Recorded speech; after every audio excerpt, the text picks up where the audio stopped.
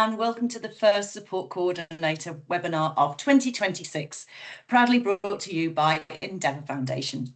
I'm Vicky Gray, your host for today's session, and today we're going to delve into the NDIS provider transitions in 2026 and how to navigate mandatory registration and continuity of care with our guest presenter, Mary Ingerton from Support Coordination Academy.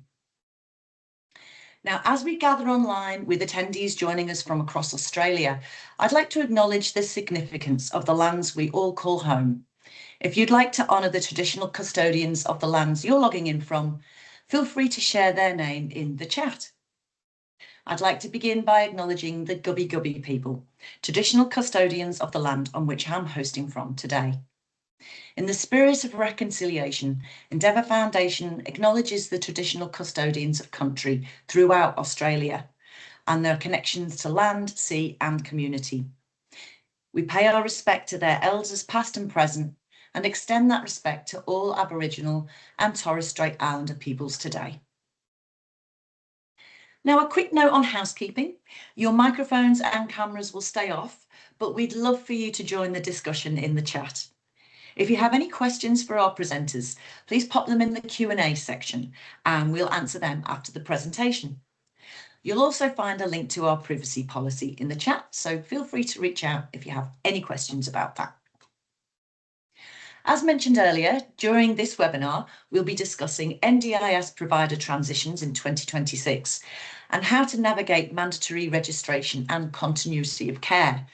And our presenter today is Mary Ingerton from Support Coordination Academy. But before handing you over to Mary, it's my pleasure to introduce you to Shania Brennan. Shania is Endeavour Foundation's Operations Manager for Client Support, and she leads a team of social workers and disability specialists who advocate for our clients. With 9 years in with qualifications in psychology and HR management and social work, plus 9 years in the community sector, she's passionate about empowering vulnerable people with choice and control. Over to you, Shania. Thank you, Vicky. Let's wait for my camera to come on. Hi, everyone. So as always, it is wonderful to be here with you all today and welcome to the first webinar of 2026. So as Vicky mentioned, my name is Shania, and today I wanted to quickly talk through Endeavour's experience thus far with other providers exiting NDIS services and how we've assisted in transitioning participants across into our services. Beautiful. Okay, so I thought we would just break this slide down. So as we're all aware, there have already been a number of NDIS providers exiting NDIS services in various ways all across the country. We also know that the NDIA have confirmed mandatory registrations for SIL providers, among other things, which Mary is going to break down for you in more detail shortly. So we know that this is coming this year and the potential ripple effect that this will have on your participants if providers choose not to progress with registration and ultimately exiting SIL services. While we might see this happening on a larger scale this year, Endeavour has already experienced being approached to take over supports for participants with other organisations that have exited NDIS services in 2025 and, over the last while. So noting that participant choice and control is obviously paramount, and what I am speaking of from here is a lens that the participant has already chosen to choose Endeavour as their transitional support service. So what I thought we would dive into with you now is just some things that we've learned so far when taking over SIL supports in particular, but this also extends to any other type of NDIS service. When we've had a SIL provider ceasing support specifically. So we know that taking over supports is stressful, it's a big change. We know that sometimes there's not a lot of warning, so it can be difficult to plan. And so some of those things that we believe are very important when transitioning services in this specific context is knowing the views and wishes of your participant and their formal and informal supports where it's appropriate, is gathering as much supporting documentation as you can from the current provider. So that might include include health or risk management plans, medication summaries, incident reports, individual or personal support plans, anything that you can gather that you can then provide to the incoming provider is always very, very helpful. It's also really, really helpful to gather, a bit of an understanding about the current support that your participant is receiving. And that's down to, if they're going out into the community or going out to work, when are they out of the home? What days? What times? What are they doing? Which provider is going to be delivering those supports? And when they're at home, what type of support do they need? Do they need some one-on-one supports for personal cares? Or, are they working on capacity building and might want some one-on-one supports with meal preparation or, those sorts of things, really knowing the ins and outs of what your participant needs and being able to provide that to the incoming provider is very helpful in being able to plan for the supports and really make sure that that continuity of care continues. So if your participant also has complex needs and they have allied health support, making sure that their documentation or their assessments are kind of up to date as well is also really helpful in planning for those supports and that continuity of care. So as the incoming provider, we can really establish a strong support for your participants straight off the bat. Understanding current funding remaining in their plan and what is yet to be billed is also really, really helpful in the context, particularly when there is a provider that is potentially ceasing all types of SIL services or NDIS services. Understanding what is to come is also really helpful in planning for those supports when we're getting started. Starting as early as possible. Now, I know that that's not always easy, and obviously we run with it where we can, but where possible, planning as early as we can is also really, really critical in ensuring that continuity of care. And ultimately, the more time we have, the better the outcome for your participant.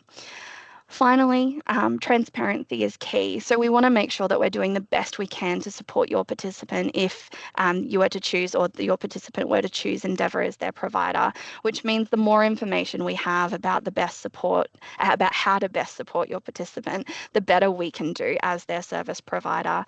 If you're unsure about something, that's okay. Let's have a conversation about it and figure out how we can work together to understand what your participants' needs are and how we can best support them.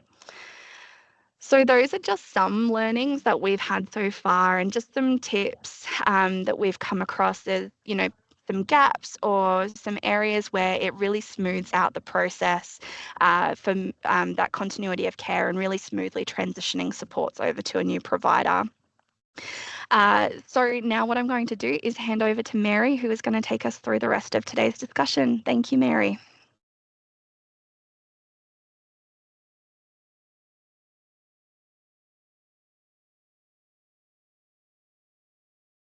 Hi everyone, and welcome to the first webinar of 2026. I hope you had some downtime over the Christmas period. So today we're just going to be looking. Today's webinar is about navigating mandatory registration and continuity of care. So we're talking about the intent of the mandatory registration, which is about improving quality, strengthening safeguards and ensuring accountability and transparency around support provided to participants of the NDIS. So the challenge with this is that it also creates uncertainty for participants and their families. As providers assess the compliance costs, workforce capability, ongoing viability, we may see some providers transition, reduce services or exit the market, and that can have a direct impact on participants. So what we're going to explore today is what's mandatory registration for SIL and platform providers, what does that mean? Identifying which participants are most vulnerable to disruption, applying practical risk screening tools, and they're like checklists, and we'll talk more about that later on, to guide priority planning, being proactive planning ahead. And it's about supporting participants and their support, informal supports and funded supports to prepare for change while protecting that choice and control. So let's delve into it. So remember, if you've got questions, you can put them into the chat, and at the end of this session, we can come back and answer some of those questions. Okay, mandatory registration. So mandatory registration of all providers supporting participants within NDIS funding, it was a strong recommendation that came out of the NDIS review in 2024. So this was due to over 250,000 unregistered providers operating within the NDIS environment with little to no oversight by the NDIS Quality and Safeguard Commission. So the review recommended moving to a risk proportionate regulatory model as opposed to the current model where only providers who are registered only for participants who are using agency funded as a way to manage their funds have to use registered providers. So we all know that plan managed or self-managed, when participants are self-managing or plan managing, they can choose unregistered or registered providers. So it's about mandatory registration is about ensuring all providers are visible and the Commission has visibility across all providers. So it's a lot more transparency and accountability. So last year, the Commission announced that SIL, platform providers and support coordination would be the first off the rank to go through mandatory registration from July 2025. And we know now that it hasn't happened.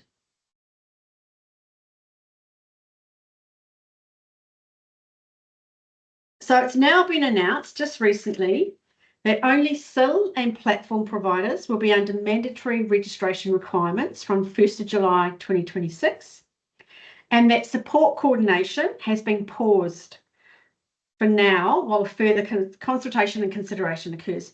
So we're thinking around probably going to be paused for about a year to allow the Commission to develop all the processes and systems for the SIL and the platform providers to go through those registration processes, those timeframes, and then start introducing the next lot. So there'll be a transition period to allow providers time to register, prepare their systems, meet standards, and ensure continuity of supports before full implementation. So more specific details, we're waiting on more specific details around the transition arrangements from the Commission. So they're likely to come out in the next couple of months. So let's have a look at these two supports. Okay. So although SIL or supported independent living, so SIL providers and platform providers look completely different, they share one thing in common.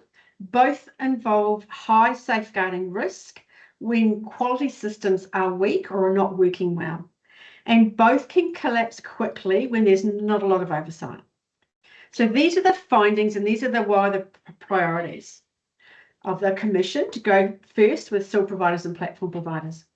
So SIL supports are commonly known as those supports that help participants with 24/7 assistance in shared or supported living arrangements to complete daily activities like personal care, community access, meal preparation, and the household support. So SIL providers are the ones that provide the support in those homes. We're not talking about SDAs or specialist disability accommodation, which is the bricks and mortar. So we're talking about the providers that provide the support within those homes. So mandatory registration was prioritised for SIL providers as the inquiry into it found that systemic issues in group homes, including violence, abuse and undue influence by support workers. So they found that 85% of all reportable incidents occurred in group home settings, that group homes can be closed environments where participants may be isolated, with limited external oversight and have difficulty making complaints. So this is the reason why SIL was prioritised. A number of the integrity risks and exploitation issues were noted due to SIL participants generally having very large average budgets, and some providers have been found to target people with large plans, deliver poor quality services, and even evict participants when funding runs out. So the What We Heard report states that most people supported better safeguards and improved safety. However, many also highlighted that there's a risk of losing long-standing trusted supports if unregistered providers decide not to transition to registered providers. So there's a lot more information on this around the NDIS Quality and Safeguard Commission website. So let's have a look at platform providers. So platform providers are defined as those providers that operate digital or profile-based platforms or apps or online systems that connect participants with support workers or independent contractors to deliver NDIS support, so personal care, community participation, transport, things like that. So they're platforms where participants and support workers create profiles on these platforms, and their services are arranged via the platform. So the matching happens, services are arranged, all that kind of thing. So mandatory registration was prioritised for this support, as it was found that participants and workers often had a poor understanding of the service relationship, including rights and responsibilities. So some of the major concerns were raised, as platforms don't have a consistent approach to checking whether workers are safe to work with people with disability. They found that fees varied between platforms, and it isn't always clear about what fees are being charged, and that platform provider market is growing rapidly. New providers keep emerging, and this increases the complexity and safeguarding challenges. So the consultation around platform providers, it's clear that platforms can increase choice and control, make supports easier to access and increase flexibility. However, most participants they found that most participants were doing the heavy lifting for like safety, quality checks, and responding when things were going wrong. So the overall disability sector feedback made it really clear that these reforms must be staged carefully and with strong transition support to avoid participants losing trusted supports or really experiencing service disruption. So that's the right reason why civil providers and platform providers are first off the rank. Okay. Let's have a look at some possible impacts of mandatory registration.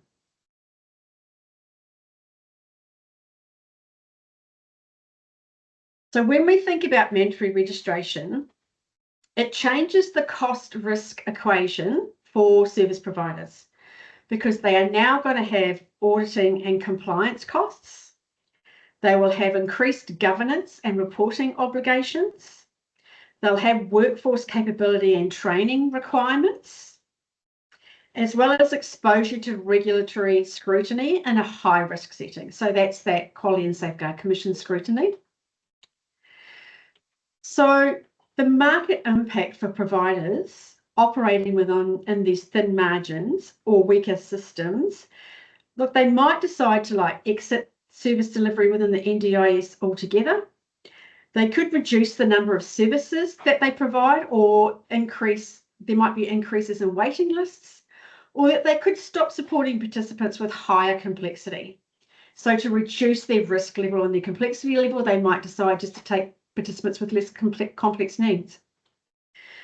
So this could really have a huge impact on participants due to the disruption to their routines, relationships, and psychological safety. So as a person's relationship with their support workers is as important as the tasks that they get support with. So they build those really close relationships. So also the model of services may change, which impacts on who provides the support, how supports are delivered, and how quickly participants can respond when something goes wrong. So as well, informal supports may feel increased pressure to step in due to those formal supports may be breaking down, which can increase risk of burnout. So these are all things that we need to be taking into consideration. And it's why early planning and honest conversations and backing up with options are essential for support coordinators to really just support participants currently using these services. So support coordinators can play a really critical role in proactive planning, risk management, continuity planning, and making sure that participants have that supported and informed decision-making capacity. Okay, so how can you really identify some of the participants that you're working with and really prioritise them for those that are accessing CIL and platform providers? Okay.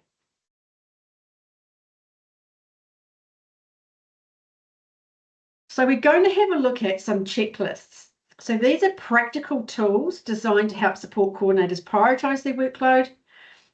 And it's really just during the sector of in a period of change. And it's kind of what we were talking about earlier about preparing early. We're about to hear about what are the process of mandatory registration going to look like. So what are the timeframes, when people need to register by, how long do they need to get their audits for, but what is the process?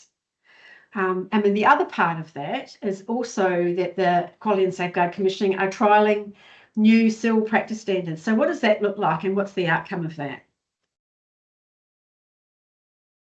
So when we're going to have a look at these risk screening checklists, what the intention is to give support coordinators a tool to really identify which participants might be most vulnerable to disruption if a cell provider or a platform provider changes, reduces services, or exits the market.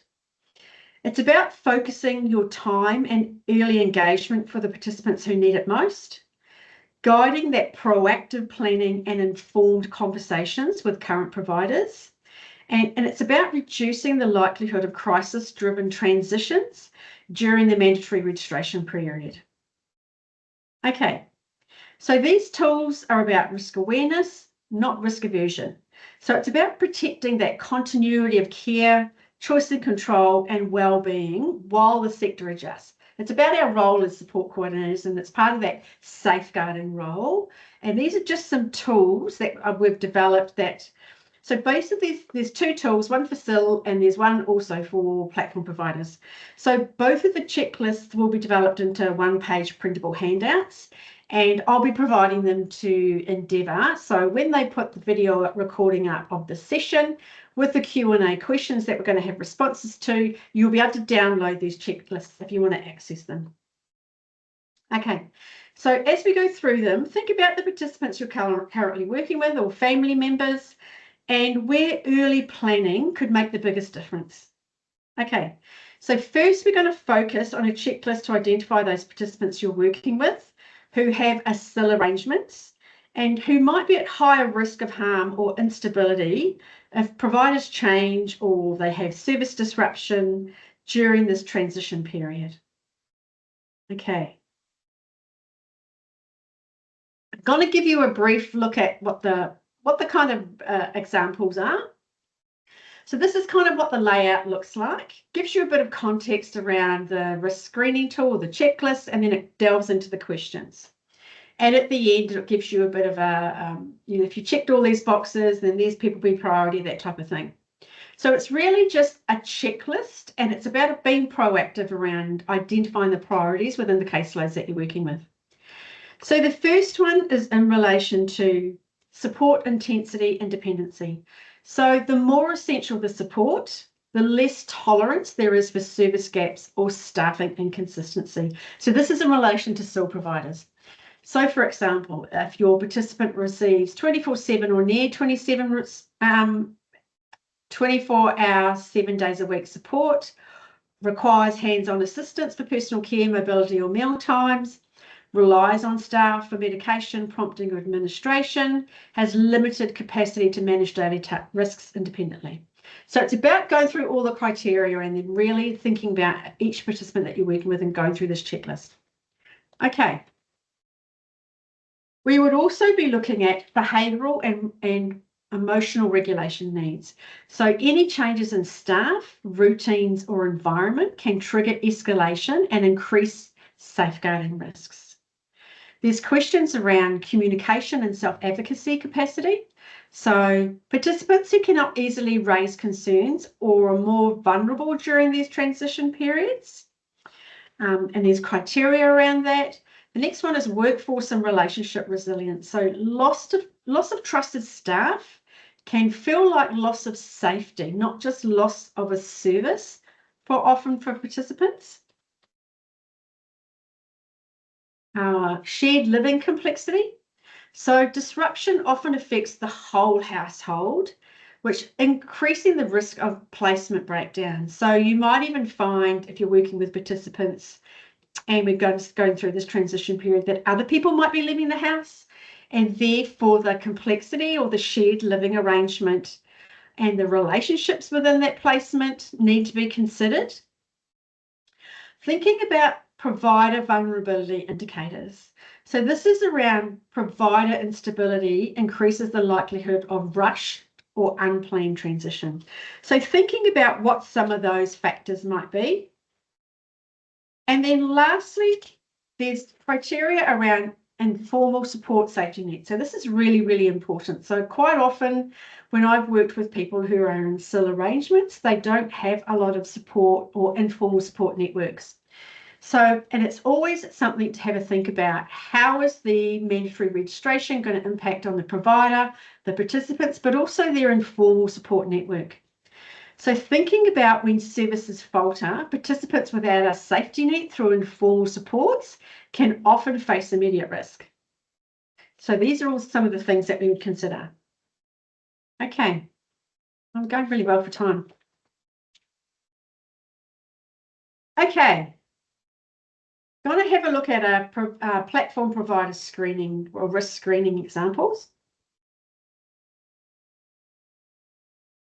So platform providers are different because they're more of a provider that is support workers. Normally SIL providers have their own own staff of support workers and rotating, and they're screening them, experience, all that kind of stuff, matching them to participants, whereas platforms are quite different. It's where a participant gets on or a support coordinator gets on and do some search around. These are the things that my participant's looking for, or the participant might do that, and then they might match to actually people who come up, and then you can do that kind of matching process. So thinking about the impact of platform providers. So some of the things we need to have a think about is reliance on platform-based supports as essential supports. So I've worked with participants before that are keen to manage their own support workers coming into the home. And so they only use platforms to source their support workers instead of going through a SIL provider. So I suppose possible risk or a challenge for a participant is if the platform model changes, essential supports can be disrupted quickly.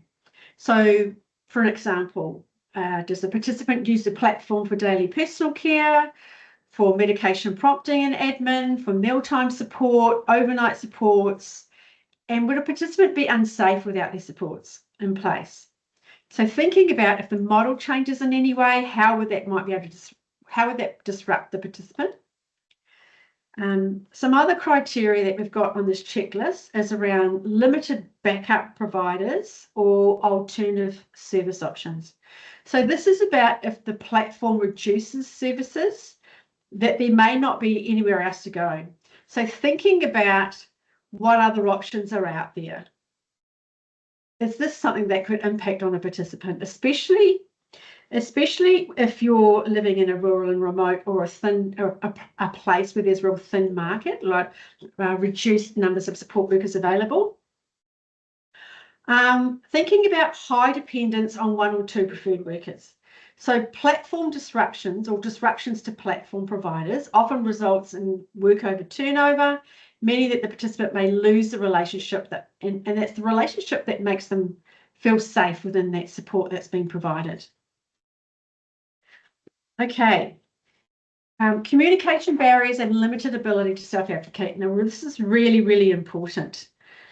This is one of the reasons why the platform providers have been highlighted to go through mandatory registration alongside SIL providers, because quite often that quality or safeguarding or speaking up, making complaints, often falls back on the participant themselves. And we all know with people we work with, people with disability, they don't often have that ability to self-advocate really well or competently, or they need additional support. So thinking about platforms can often place that responsibility on a participant to manage quality and safety, which is a risk when self-advocacy is limited. So if you're working with someone with limited verbal communication, does not easily identify poor quality supports, or they've previously been taken advantage of before. that would be a high risk for if they're using platform providers, and it's about prioritising them to think about, we need to be aware and having conversations early with the providers that they're using about what are their intentions about mandatory registration. Do they intend to go through the process, all that kind of thing. Okay. Thinking about high vulnerability to exploitation, coercion or boundary violations. So the Commission has highlighted that participants often do the heavy lifting for safety and quality in the platform arrangements, and also thinking about limited understanding of service agreements, fees and responsibilities. So this was one of the risk factors that were highlighted around platform providers, are that participants often don't develop really clear service agreements with support workers when they are engaging them directly, that they often don't understand the fees that are involved between the support workers and what they're paying providers and the platforms, but also who's responsible for what. Okay, so there's some criteria around that. Thinking around worker compliance risks, so screening and onboarding. Mandatory registration is likely to increase worker screening expectations, so some support workers might drop out, which will really impact on participants that are accessing those support workers through a platform provider. And then lastly, again, we've also included informal support as a safety net. So again, thinking about the critical role that informal supports make and the impact that it might have on the informal support network. Okay. So in summary, mandatory registration is intended to strengthen quality, accountability and safeguards in the NDIS. And overall, I feel like this is a really positive and a necessary direction for the sector. It's about having more transparency, accountability, but an equal playing field for providers. Everyone's under the same code of conduct, under provider arrangements, incident reporting, all of those things. But we need to acknowledge that during these periods of reform, the transition phase is often where participants and families experience the most uncertainty because they don't really understand what's happening. They don't not really up to date with the changes in Quality and Safeguard Commission or NDIS processes. And it's specifically the uncertainty around providers' intentions. So as they assess, as providers start to assess their viability, their workforce shifts, and they might change their service models, but it can also increase the anxiety, disruption, and reduce confidence in the supports that they're receiving. So this is where support coordinator role is really critical. So it's about having a proactive approach, meaning engaging with these SIL providers and platform providers around their registration intentions early. Thinking about those participants that are most vulnerable to disruption, developing contingency options where they're needed, and supporting participants to make informed decisions. So giving them the information that they need so they can make informed decisions about what they want to do. It's about early planning, clear communication, and strong support coordination to ensure like continuity of service, choice and control, and participant wellbeing can be protected. And it's about supporting participants and their families through this ever-changing landscape. And as we know, this is one of the things that are changing this year around the NDIS. Like there's a lot more to come. So it's about thinking, how as support coordinators can we support people, participants and their families to have make those informed decisions. Okay, that's it from me. How are we going? I'm going to try and bring up the Q&A. Just going to get it to load. It's not working. Do it again. And it's thinking. Here we go. So I start from the bottom. Is that right? That's correct, Mary. That's yes, correct. thank you. Well done. Okay. Having to remember from last year. Okay. So Nicholas has asked, there is a very long lag time between registration, application and approval, sometimes up to 24 months. Is there an NDIS response to this? Really, really good question. I've talked with support coordination providers who have been waiting for over a year once to go through and get the sign off to say, yes, your registration has been approved. It's something that we're really waiting for, Nicholas. We're waiting for more information around what the process is going to be, what the process is going to look like, and how the Quality and Safeguard Commission are going to handle, the influx of people that will be going through this process. So we still need to understand, so what is the process and what is that going to look like? Through the mandatory registration consultation and the papers that came out, they were talking about, well, last year for support coordination, it was like providers had the first 3 months to actually register. So that's really fill in the paperwork and say, hey, I'm keen to register. And then they had a whole year to go through that registration, up to 24 months to go through the audit and sign off process. So again, we're still waiting for that. And it's one of the reasons why the Quality and Safeguard Commission, and I'm actually quite thankful, have decided to pause support coordination, because they're acknowledging that they need to prioritise and focus on these two services first, to make sure that they can streamline the processes and get these through before we bring through any others. Okay, so hopefully we'll start to hear things within the next couple of months. Okay, Daphne has asked, what about when there is 24/7 support in a participant's plan, I'm assuming, but it is claimed under assistance with daily living and is not specific supported independent living? Okay. There is a difference between assistance with daily living. There is a difference between the intention of the funding between the assistance with daily living and supported independent living funding. So assistance with daily living is supposed to be used for participants who just need that, you know, up to, I don't know, 6 or 7 hours a day. And that might be with supervision, or it might need help with in-home support, or whatever that might be. So that's the intention. But it's also, it's not intended assistance with daily living for 24/7 support. So it's still funding, it's about acknowledging that a person has more complex needs, and still funding is often allocated when someone needs over 8 hours of direct support per day and requires overnight support as well. So I think if you're working with someone that is using 24/7 support, but it's claimed under assistance with daily living and it's not specifically allocated as SIL support, then I would be reviewing the participant's situation and going back to the NDIS, providing evidence. You'll need an OT assessment around a SIL arrangement. You'll need to gather any other evidence around why they need the 24/7 support, talking to providers, getting rosters of care, and submitting that paperwork to get that SIL funding.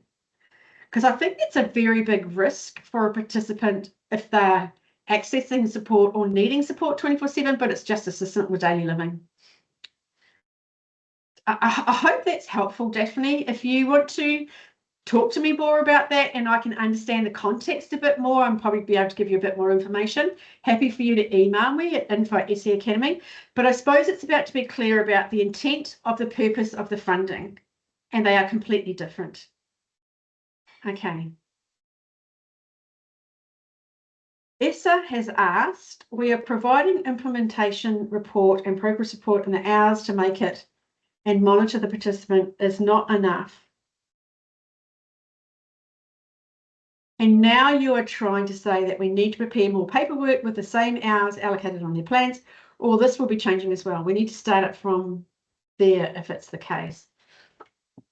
I think what you're trying to say, Issa, is that support coordinators only have limited hours as it is. Absolutely. Absolutely. And this is a challenge of working within the support coordinator space, and hopefully in the future there will be better allocations and assessments of how much support coordination hours are required. That's in the future, but it's the environment that we're working at the moment. It's not about preparing more paperwork. It's not about filling in more forms, writing more reports. It's about supporting the participants that you are working with to be aware that mandatory registration is coming for SIL and platform providers. And it's about preparing them with information about, say, hey, do you know that this is coming? Let's have a talk to your providers around what is their intention. If they're unregistered providers, is it their intention to go through mandatory registration? It's about being proactive. It's part of our safeguarding role when working with participants, and it's about being proactive and planning ahead so that we don't wait until mandatory registration is upon us, and then all of a sudden a provider goes, I've made a decision not to go through. You're going to have to, and the provider contacts you and says, you've got to find somewhere else for your participant to go, and you've got like 2 weeks to do it. So it's about being proactive, person-centered, and being aware of you have an opportunity to start planning ahead. Hopefully I'm getting that correct message across. Okay. Hold on, I'm just scrolling through, trying to find out where I am. Okay. Anna, do you think it will be beneficial for support coordinators to register, considering the costs involved in the new navigator role incoming? That might change everything. Really, really good question, Anna. Look, I was in a meeting with the DIA the other day through our part of the director of support coordination software, and we run a community of practice, and we had DIA come along, and we asked them all these questions. So basically, support coordination has been on hold, and they're estimating at least for a year. So, and we need to understand what the current process is going to look like for the new provider. So there'll be a lot more information that'll come around the process, the timeframes, the cost, all of those kind of things. So through the consultation process, there were a lot of feedback that says, how can you expect us to go through to mandatory registration when it's so expensive? Like, there needs to be give around that. So these are all the things that they need to consider. The cost of the mandatory registration as well. In relation to the navigator role, look, I think all providers should be registered at some level. There needs to be oversight of providers who are utilising NDIS funding. And I think there needs to be transparency and accountability. I talk with support coordinators all the time, and you have some amazing support coordinators, and then you have support coordinators that aren't doing the right thing. So it's about supporting participants to have really good choice and control and be able to access quality service providers and having that oversight, transparency and accountability. In relation to the new navigator role, look, there's not a lot of information in the public domain, but that's, I suppose, one thing that we're quite clear about the DIA we're talking about. The original intention of the navigator role through the recommendations of the NDIS review was that there's too many people, like there's LACs, there's support coordinators, there's specialist support coordinators, psychosocial recovery coaches, health liaison officers, justice liaison officers. People get very, very confused about who's who in the Zoom. So the recommendation from the review is that there should be one role called a navigator, and it should start before participants get access to the scheme or when people first acquire a disability, to get linked into fundamental supports and get information about what supports might be available out there. And if they want to access the NDIS, getting support around that. And then once they got into the NDIS, the idea was that that person or that navigator would transition with them into the NDIS. So there's, I suppose the only clear thing that I've heard so far is that the discussions around the navigator model is that it's really just focusing on the current roles within the NDIS. So LAC, support coordinators and specialist support coordinators and psychosocial recovery coaches. So we don't know what that's going to look like, and we don't know what the model is going to look like. But within the NDIS, they are focusing on those roles. They're not really focusing on what it will look like beforehand, but they're still focusing on those roles. They've already extended the LAC contracts and providers to give them time to really start to think about, well, what will the models look like? Because they've got to start developing things like practice guidance across all those roles. What are the transition points going to look like, and when do we have standards around when people can transition, and what are the navigator roles going to look like, and what's the funding model going to look like? So in relation to navigators, Mandatory registration has been paused, I would think, for at least a year. Navigator roles coming in at least a year. They were talking 1 to 2 years away before they'll have any idea about what that's going to look like. Sometimes you can get on the NDIS website and they have some minutes from stakeholder groups that are actually talking about these things, so you can actually see what's been discussed. But at the moment, that's kind of where we're at. It's at least a year away. For the support coordinator role, first of all, we need to get through the pricing arrangements for the next financial year, for the price guides for the next financial year, which is coming up from the price review consultations. They need to get through the mandatory registration, like support coordination, I think will be a while away, and any changes to the role are quite a while away. So I think it's really just about bedding down what we're doing at the moment and developing really good practice around what we're doing and being able to evidence back to the NDIS to be able to support participants to get the right supports that they need. Hopefully that's answered your question, Anna. It might have gone around a bit. Sorry about that. Feel free to email me if you want to talk about it more. Angela has asked, do independent support workers also need to register? Not at the moment. There was so civil providers are providers who employ support workers to provide services to people who are in still homes. So sometimes providers, supported independent living providers, have their own homes, and then they provide the support workers that provide the rosters within homes.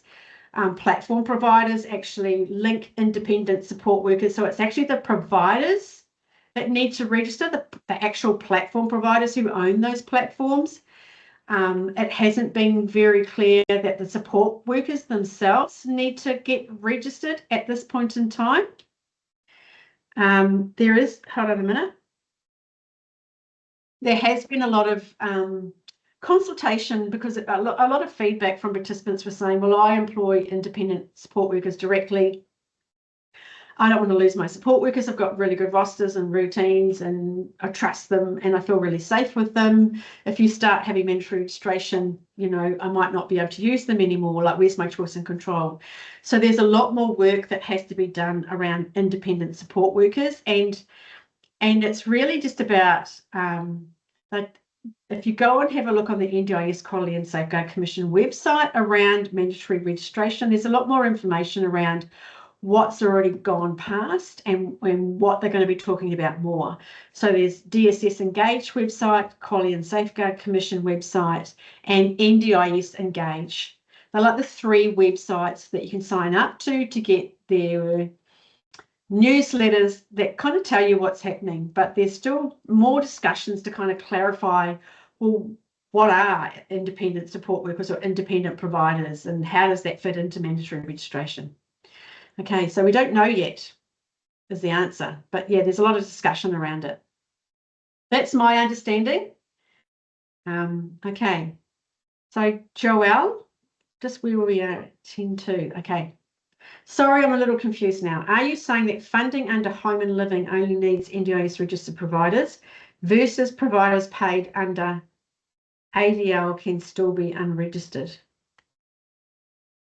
Okay, so when we talk about home and living is like a hierarchy of accommodation or support options, and there's a number of options that sit underneath it. So some of them are assistance with daily life. So you might have a support worker come into the home, or someone to help with your cleaning, or take you out, take someone out to go grocery shopping, or help with some personal care. So it's normally someone with assistance with daily living. It's normally someone who needs up to about, 8 hours, 6 to 7, 8 hours a day. Doesn't often need overnight support. So mandatory registration is only focusing at the moment on providers who are supported independent living providers. They are specific providers who employ support workers to run and provide rosters of care around people who are living in supported accommodation.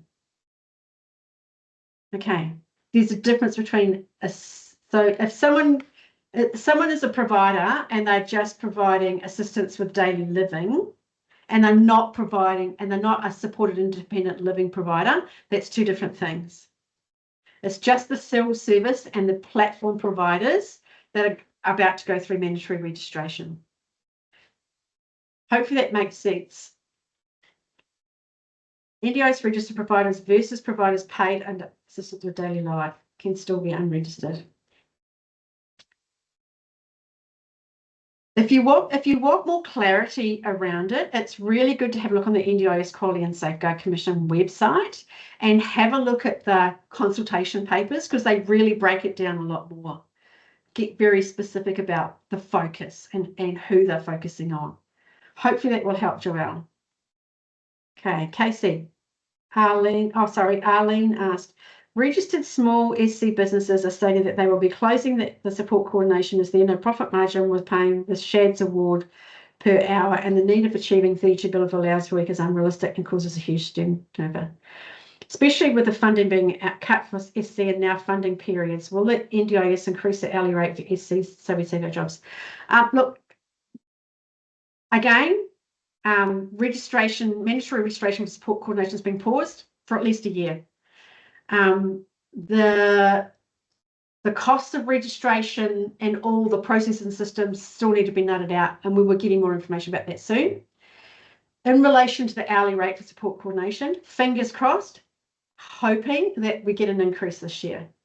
There are going to be a lot of campaigns from NDS and DIA, who are peak bodies, around to try and put pressure on the NDIS to increase the hourly rate.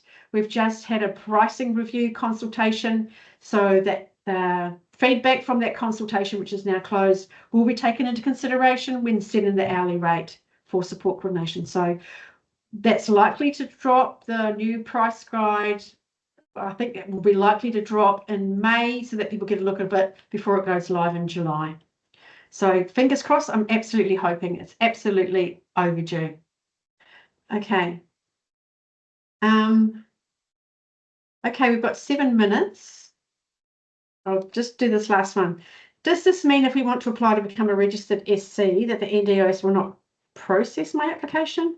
Or is it purely just that mandatory registration is on hold? Just to clarify, anyone can get registered at this point in time if they want to. It's just not mandatory. If you become a registered provider, you can also support participants who are agency managed. But if you're an unregistered provider, you can only support participants who had plan managed or self-managed funding. But anyone can apply to be registered at this point in time if you're keen to do that. Absolutely. Okay, a lot of questions. Just to let you know, Endeavour will be sending me these questions, and I'll be providing more context around them to go up on the Q&A with access to the recording. Plus, I'll hand out those checklists as well. If you want to download them and be proactive in your planning, do a bit of a risk assessment, just checking and prioritising those participants that you need to be putting a bit more time in around, just to give them information around it's coming, what the impact might be. Let's have some discussions around that. Okay. I will give that back over to you, Vicky. Thank you very much, everyone, and we'll possibly see you next month. Wonderful. Thank you so much there, Mary. Honestly, it's a pleasure to hear you talking. Another outstanding session. Your depth of knowledge and clear guidance through this complex landscape is very reassuring.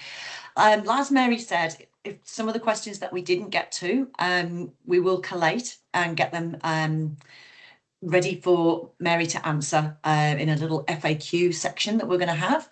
If anybody does want to just reach out to Mary directly, her email is info@scacademy.com.au. So if today's session has raised any questions about upcoming provider changes for your clients, please reach out to us via the contact form that we're just going to drop in the chat now. And we're here to help you plan, problem solve, and also protect continuity of care. In the next couple of days, you'll receive an email from us with today's recording of the webinar, plus the copy of the PowerPoint presentation as well. I know lots of people were asking for that.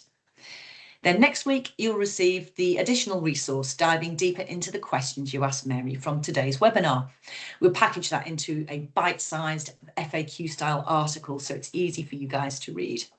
This will be sent out through our support coordination newsletter, Care Connect, which is also jam-packed with resources and handy information for support coordinators.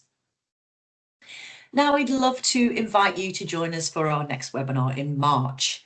This webinar, Managing NDIS Funding, Helping Participants Navigate Their Budget, is on Tuesday, the 17th of March at the same time from 12 to 1 AEST. But before we go, we just also shared the link to our webinar recordings on YouTube, so you can catch up on any previous sessions you may have missed. On behalf of Endeavour Foundation, thank you so much for joining us today. I wish you a fantastic afternoon, and we look forward to seeing you next month. Thanks so much.